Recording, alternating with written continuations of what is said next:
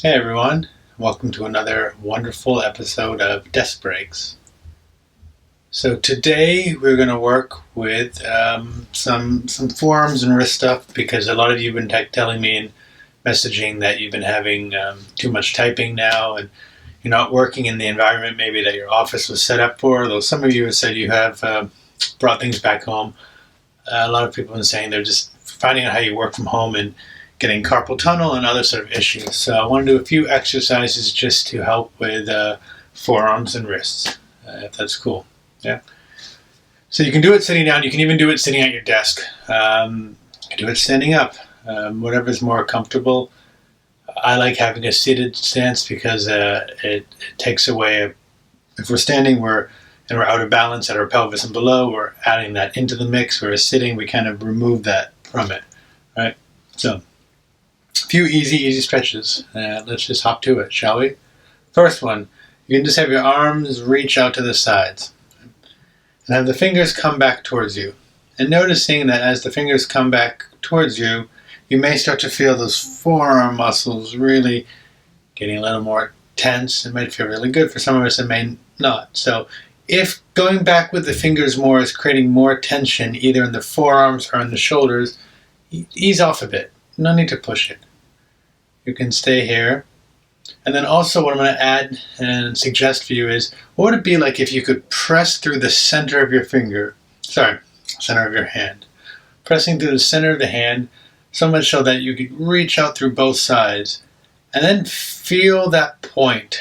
And feel like you can have a connection. So even though you're pointing through the left and pointing to the right side, there's a nice line of force or energy going through that point, through the arms, through the chest, out through the other side. So we're creating this nice engagement here.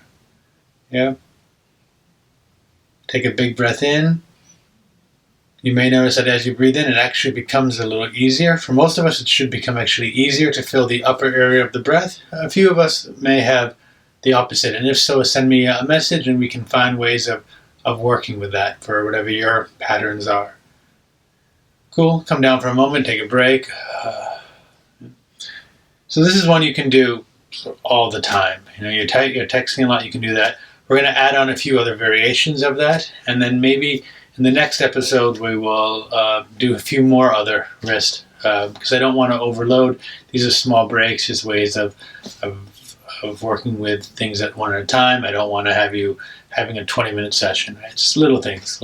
So we just did this. We're going to do basically the same, but a little different, right? So now the fingers are coming towards us. That same sort of energy field, that same sort of point, picturing at the wrist, what would it be like if you could extend through that? Almost as if there's like a hook there and someone's just pulling you to both sides so you can reach out through that area. And again, that connection is going through, so it's going out, but also inward. So going through the wrist, through the arms, through the chest, and out through the opposing sides. And see what it would be like if the fingers come a little more in.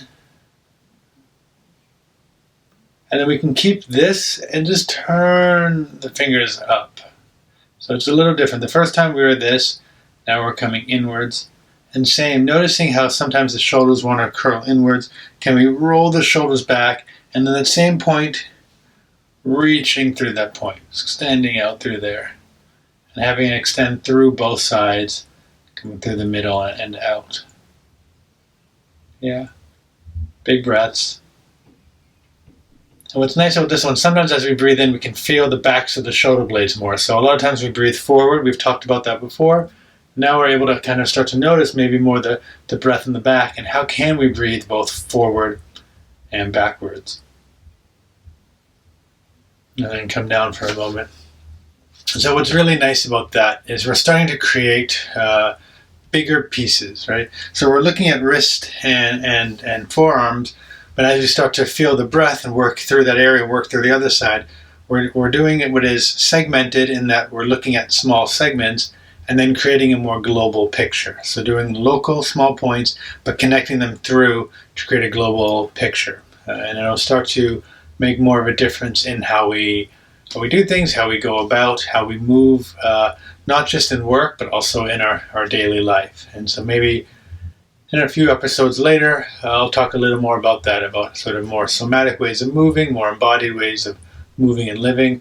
For now, let's just focus on the wrist, right? So if we have 3 really easy stretches, again, can do them whenever. First one, second one, third one. You can hold them for 10 seconds, 30 seconds, a minute. Ideally, the longer you hold them, around after 30 seconds, 30 to a minute is usually more what's recommended, as it takes some time for the muscles to kind of let go, to open up, and for the smaller fibers in there to release a bit. So this is more recommended. You can do longer. I wouldn't spend 10 minutes there. At some point, you're going to have your cost-benefit analysis is going to slowly go down over time. Kind of goes up and then goes down. So 30 seconds, a minute, 2 minutes, see how it is. And notice then also when you come back to type, how does the typing feel? How do the forearms feel? Also great for when you're cooking a lot, things like that. So quick little stretching for you guys for the wrists and forearms to help with carpal tunnel, with typing, and any sort of repetitive stress syndrome in this area. As always, send us your feedback. Let me know what is working for you. You can follow us on this YouTube channel if you're following on YouTube, on the Instagram channel if you're following on Instagram. Both will be Andrew Rosenstock. You can also visit at andrewrosenstock.com. Send me private messages. We appreciate likes because we're just figuring social media out, right? I mean, my sort of team are figuring it out. We're doing this not to become rock stars, but really just to provide support for people in need and good, honest, caring advice. And that's sort of the intent, and hopefully it's coming off that way, and hopefully it's helping you. So that's all for now. Thanks for tuning in, and we will check you next time.